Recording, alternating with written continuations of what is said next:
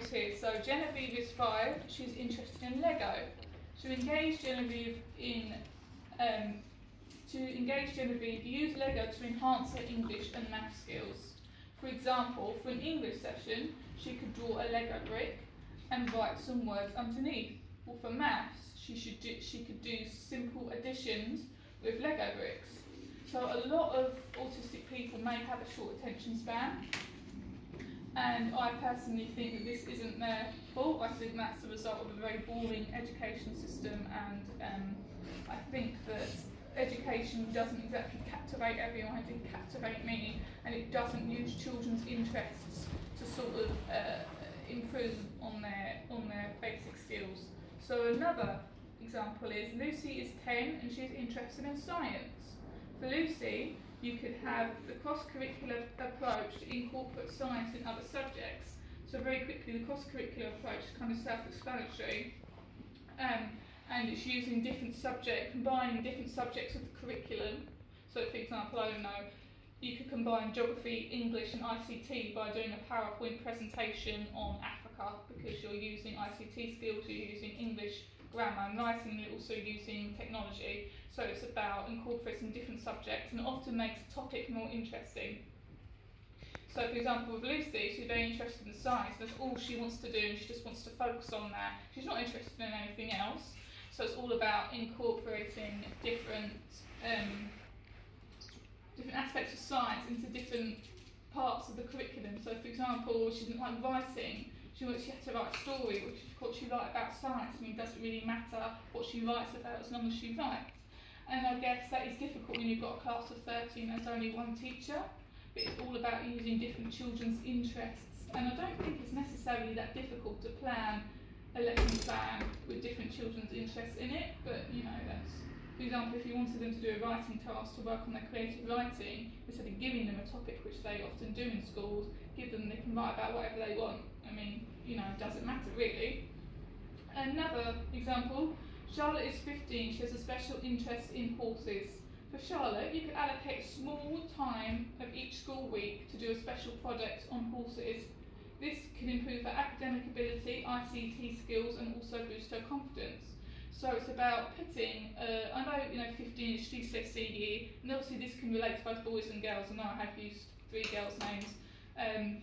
I know it's GCSE year, everyone's worrying about sort of exams and everything, but it's really important for children's interests to be, you know, to be in the curriculum. So even if you just do an hour on a Friday afternoon, and that's her time to pursue her specialist interest, and throughout the week, she knows that last hour of the Friday is going to be about her interests, and it really could motivate her in the other subjects she might not find as interesting. But I found schools are quite resilient to giving that hour aside, but you know, schools really need to be more flexible, and I've seen no harm in giving a child or young person at least an hour a week. I mean, you could easily do more, just to do their specialist subject, and maybe even if they're confident, you know, I know a lot of young autistic children are very confident, they could even get up in assembly and, you know, and present what their project's about and sort of share their interests with other people. I mean, as a child that would mortify me, but I know other children would quite like to do it. So it's all about sort of incorporating their interests and giving them a bit of time each week to focus on their interests, something to look forward to, something to motivate them through the week. So the next section is about promoting specialist interests and fixations positively. So I've discussed a little bit about personalised learning. So personalised learning is getting a bit education-y now, but I've done an education degree, so I'm all on top of these theories. That's kind of my expert take on it.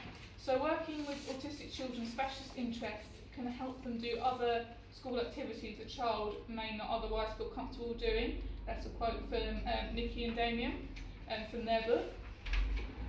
So that's, yeah, like I just said, incorporating their interests into different parts of the curriculum, and even in home life, you know, giving them, you know, if you're fed up of hearing about horses for 12 hours a day, you sort of allocate a time, say this is your time, you can do all your research on it, and you can tell me about your research and talk about it, and afterwards we're going to go to the park. So I understand for parents it can be quite sort of demanding to sort of listen and have to pursue yourself in these interests, like you're interested in it and certainly yourself. So it's all about setting boundaries as well in the home environment. So understanding that all children learn differently, both at home and school, is important. So this is about what personalised learning is all about.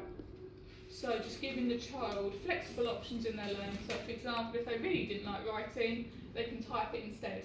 That sort of thing. So personalised learning is a kind of key approach when you incorporate special interests into the curriculum in education.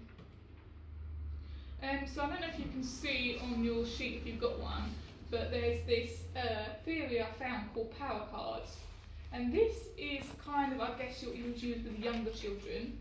So I don't know if you can see, it's a card and there's a picture of a policeman on it. And it said, be just like a policeman. So it's almost encouraging positive behaviour through specialist interests. So if a child sort of, maybe sort of doesn't want to talk to anyone, or they're not interested in what they're doing, you use their specialist interest to try and motivate them to do the things that they kind of need to do when they're at school. So for example, this card says, be like a policeman, a nice picture of a policeman on it, and it says, policemen use kind words, can you use your kind words? So it's about, sort of thinking about policemen as a role model. Obviously this can't be done with all specialist interests, but the power cards are a really good way, so you can sort of cut it out, laminate it. You can do this at home as well, it doesn't have to be in school, and then they can sort of have it, and when they might be displaying some sort of behaviour that the teacher or parent may find difficult to deal with, and you can sort of give them this power card and say, what would a policeman do? It will make the child think, would a policeman do this, or would a policeman do something different? And it's a good, positive way to not change a child's behaviour, because I don't believe in changing a child's behaviour 100%, but sort of moving their behaviour to a more positive aspect. And this really helps with visual learners as well, and children that like to look at things rather than hear instructions could also use power cards for instructions as well and gear it towards their special interest. Cross-curricular learning, I've kind of done a bit about that, I won't go over that again. So that's the bulk of the presentation done really. I've just got a few scenarios at the back which I'd like to share with you about sort of supporting, again, I've used girls' names, but it can, applies to everyone, about how you can sort of use children's specialist interests in education and the home environment in a positive way. So the first scenario is, Rosie is 9 years old and she is on the autistic spectrum. She is academically able and intelligent. However, she finds it a struggle to stay on task and has a short attention span. Her favourite subject is geography and has an interest in Africa. She does not like doing any other subjects and often refuses to take part. So how can we help Rosie? So we could give Rosie a particular time slot during the day, kind of like I said before, even if it's just for 15 minutes to talk about her research and interests. If it's at the end of the day, it'll be something for her to look forward to. Now Rosie's only 9, so she is in primary school, so there should be no reason why they cannot allocate 15 minutes or half an hour at the end of the day for her to do her own thing, to calm down, sort of cool off from the school day and do something that interests her. I see absolutely nothing wrong with that at all.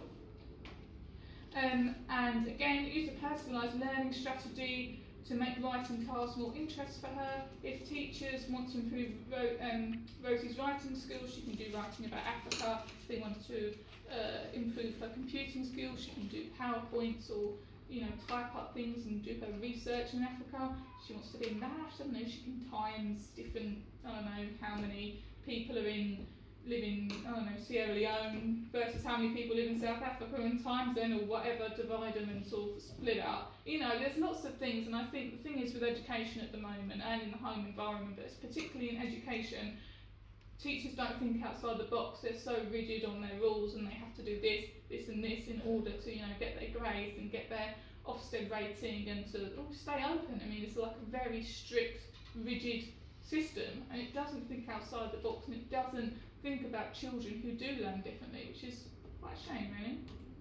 And the second scenario is, Lily is 10 years old. She has a special interest in Russian dolls and always enjoys collecting them. She always brings a Russian doll with her to school. The school dislikes Lily bringing in her dolls as no one else is allowed to bring toys in. Lily is very confident and outgoing but hates going to assemblies. So to help Lily, I mean, she doesn't have to go to assembly. I mean, you know, that's a completely different ball game. I think, especially if you're in a mainstream setting, there is, you know, it's expected of you to follow the exact same things that a neurotypical child would follow, going to assembly, going to lunch with everyone in the rush.